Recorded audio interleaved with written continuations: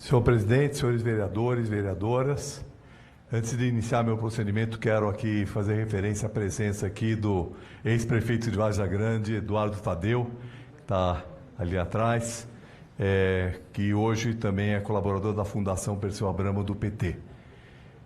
Bom, eu venho aqui hoje para falar sobre um tema que nos últimos dias, nas últimas semanas, tem sido bastante debatido aqui na casa, que é a indicação da Câmara Municipal para o CONPRESP, o Conselho do Patrimônio Histórico, Cultural e Artístico da cidade de São Paulo. Como todos os vereadores já estão acompanhando, hoje há um debate aqui na casa sobre essa representação.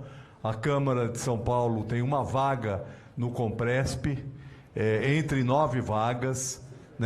Tem muita coisa que as pessoas às vezes não sabem. As 9 vagas, 5 vagas são ocupadas pelos representantes do governo, das várias secretarias, da Secretaria de Urbanismo e Licenciamento, a Secretaria de Cultura através do DPH, a Secretaria de Negócios Jurídicos, uma representação também do próprio secretário de Cultura, e nós temos 4 representações que não são do Executivo. Do IAB, Instituto de Arquitetos do Brasil, da OAB, da Ordem dos Advogados do Brasil, o CREA, que é o Conselho Regional de Engenharia e Agronomia, e uma representação da Câmara de Vereadores. Essa representação da Câmara de Vereadores, ela é eleita pelo plenário, não houve eleição das últimas vezes, porque houve um acordo para a indicação dos representantes, é um titular e um suplente que devem ser escolhidos por essa casa. Como todos já sabem, coloquei aqui a minha candidatura para representar a Câmara de Vereadores do CONPRESP. Em primeiro lugar, quero dizer que essa postulação não veio de mim, ela veio de um grande conjunto de entidades, de associações de moradores, de entidades profissionais, de grupos que trabalham pela defesa do patrimônio e pela memória da cidade de São Paulo. É uma vontade dessas entidades de terem alguém que consiga fazer um diálogo entre o Conselho e a sociedade, principalmente os setores da sociedade que estão preocupados com a preservação da memória da cidade de São Paulo. Isso por quê? Porque veja que a representação da sociedade civil no CONPRESP, de entidades muito importantes, como é o caso do IAB, da OAB e do CREA, na verdade ela deixa de fora uma grande parte de entidades e de associações que hoje batalham pela defesa do patrimônio. E isso é muito sentido por parte dessas entidades. Tanto que foi organizado um abaixo-assinado que tem hoje mais de 2.000 assinaturas de apoio, de pessoas que são muito representativas dessa área. Ex-secretários de Cultura, ex-diretores do DPH, de diferentes gestões da Prefeitura de São Paulo, desde gente que foi secretário no governo do Dória, do governo do Bruno Covas, do governo da Marta Suplicy, do governo do Fernando Haddad, portanto, do governo do Mário Covas, ainda mais de 40 anos atrás. Portanto, é uma representação de muitas, uma vontade de muita gente dentro dessa cidade de ter uma representação de alguém que trabalha há muitos anos na área do patrimônio. Poucas pessoas sabem disso, mas meu primeiro trabalho formal foi quando eu estava entrando na Faculdade de Arquitetura, foi trabalhar junto com o ex-superintendente do IPHAN em São Paulo, Luiz Saia, que é um dos criadores do IPHAN, do Instituto do Patrimônio Histórico e Artístico Nacional. Luiz Saia é um monumento, foi um monumento importante daqueles que estudaram e que criaram as políticas de patrimônio no país. E eu trabalhei, naquela época, tinha 19 anos, trabalhei fazendo o levantamento de 100 casas urbanas no Vale do Paraíba, do ciclo do café do século XIX. Né? Trabalhei depois como pesquisa, muitas pesquisas na área de história da habitação, de história urbana, e alguns anos atrás fiz uma longa pesquisa sobre as intervenções históricas, as intervenções urbanas em centros históricos. Foi um estudo em 26 cidades brasileiras que sofreram intervenções do programa Monumenta. Foi um programa que teve início durante o governo do Fernando Henrique Cardoso e concluído durante o governo do nosso presidente Lula, e que teve uma enorme repercussão nas cidades históricas do Brasil. Esse livro, essa pesquisa, foi finalizado num livro chamado Intervenções Urbanas e Centros Históricos, e é adotado por muitos cursos e disciplinas que estudam o patrimônio na cidade, não só na cidade de São Paulo, como no país. Então, eu quero dizer que essa candidatura não é uma candidatura por vontade própria, não é uma candidatura de um assunto que eu não domino, né? Pelo contrário, é uma candidatura que visa valorizar a representação da Câmara de Vereadores num dos mais importantes conselhos aqui da cidade de São Paulo. O Compresp, ele foi criado no governo, foi criado nos anos 80, é um conselho que trabalha com a questão da proteção do patrimônio no município de São Paulo. Ele foi criado depois do Conselho Nacional, do Instituto Nacional, que é o IPHAN, criado em 1937, para a gente ver como essa questão do patrimônio ela é antiga no nosso país, do CONDEFAT, que é o órgão estadual, que foi criado nos anos 60, e o município passou a ter um órgão específico de defesa do patrimônio apenas nos anos 80. Isso foi muito importante para poder iniciar um processo de tombamento de imóveis na cidade de São Paulo.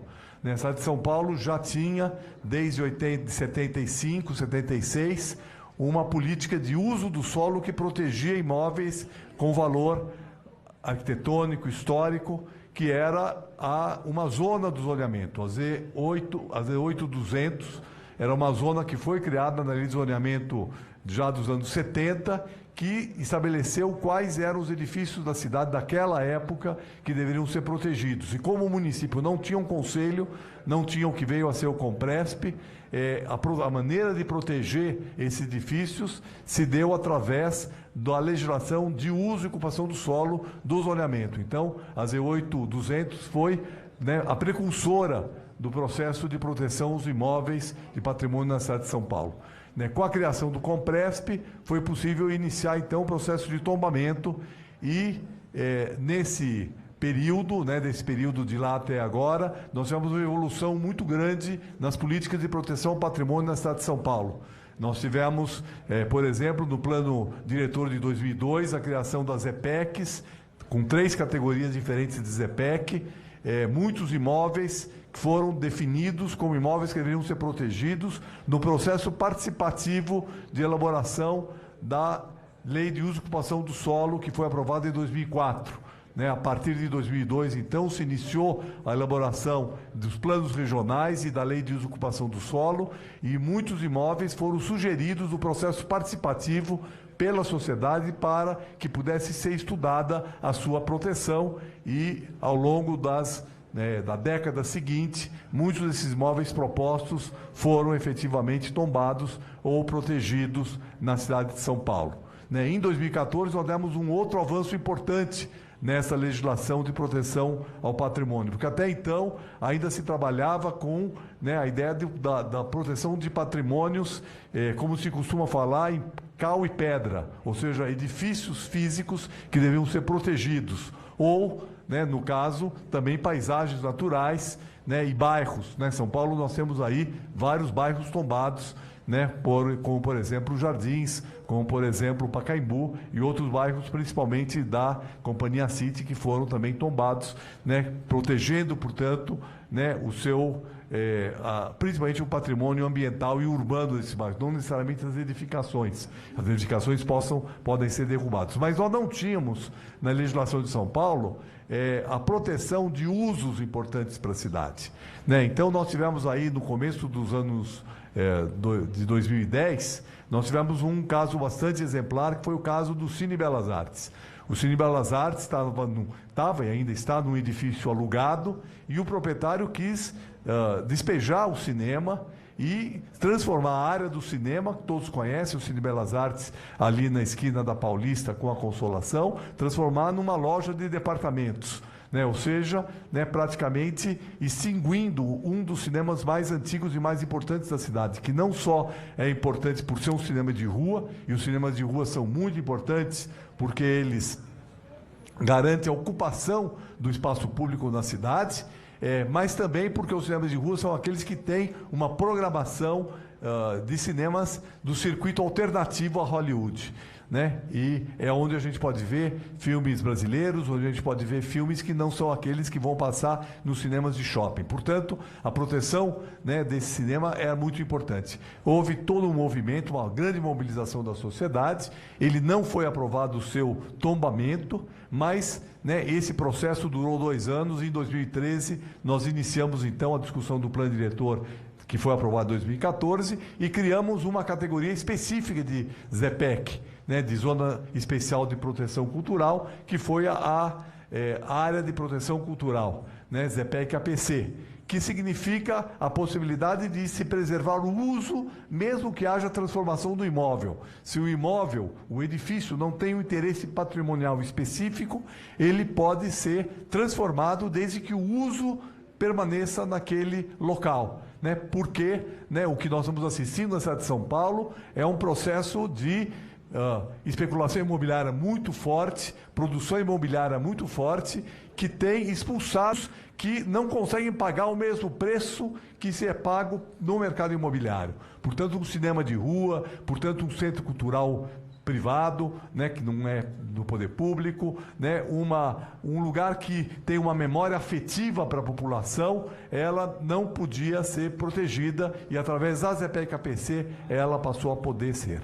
Né? Então eu quero, aqui eu tenho mais 2 minutos e meio, dizer que o seguinte: nos últimos anos nós temos visto o Compresp sendo cada vez mais dominado por interesses econômicos, por interesses que não são condizentes com o interesse de memória e de patrimônio da cidade de São Paulo.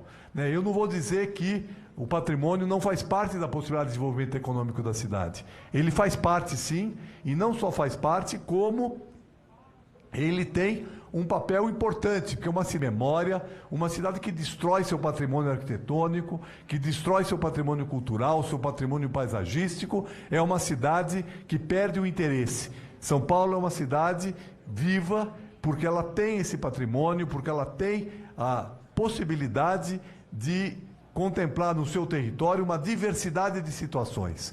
Né? Uma cidade que perde essa diversidade, que perde a sua memória, que perde a sua arquitetura ao longo, né, produzida ao longo do tempo, que perde o lugar, a memória afetiva da população, essa cidade perde a sua alma. Né? E, portanto, nós não podemos deixar São Paulo perder sua alma. Então, eu quero destacar aqui que a nossa candidatura é uma candidatura que vai, né, defender a memória da cidade de São Paulo, que vai levar uma perspectiva de qualificação técnica para poder se proceder às decisões no âmbito do Compresp. O Compresp é um conselho que todos os processos têm que